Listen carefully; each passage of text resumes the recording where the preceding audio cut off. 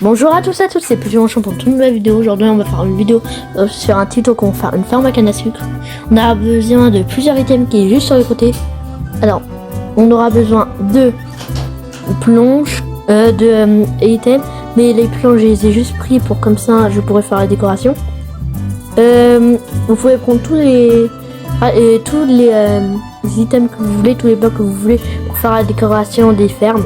Mais vous pouvez faire une très longue ferme comme une toute petite. Là, je jette juste mes items par terre parce que j'ai pas assez de place sur ce petit inventaire. Sinon, il y aura beaucoup de choses qui seront enlevées. Là, le minecart au entonnoir, je l'ai pris aussi. Et je fais le système de stockage. Déjà, je fais un double chest et je mets 2 entonnoirs. Comme vous pouvez le voir, ça devrait être aligné au coffre.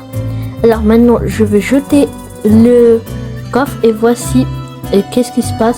L'item va atterrir dans le coffre.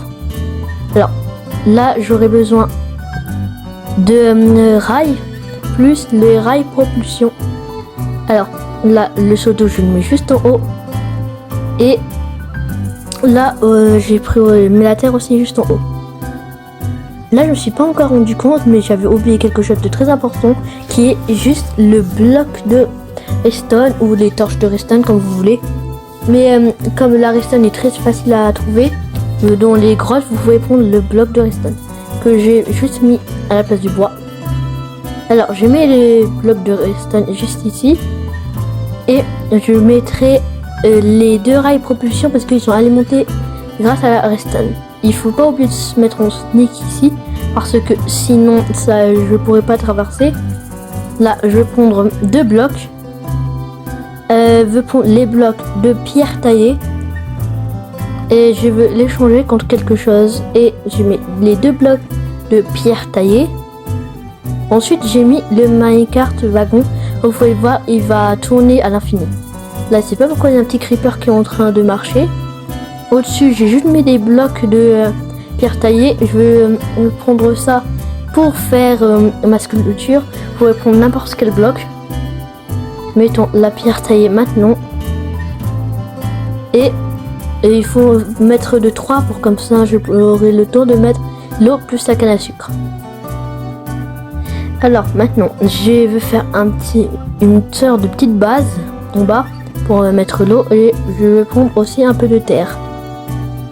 Alors pour la terre ça sera quand même très important. Mais là je la trouvais pas et là à un moment j'ai trouvé. Comme vous pouvez le voir, là je joue sur console. Je vais prendre aussi le seau d'eau parce que j'en avais. Ah mais j'avais carrément oublié qu'il était dans mon inventaire. Je mets les blocs de terre et je vais aussi mettre le seau d'eau. Vous pouvez aussi mettre tout en eau mais ça va gaspiller. Ça va prendre beaucoup de temps. Là, je vais mettre les pistons de côté de la canne à sucre. Juste ce côté-là. Pour comme ça, la canne à sucre, elle va tomber.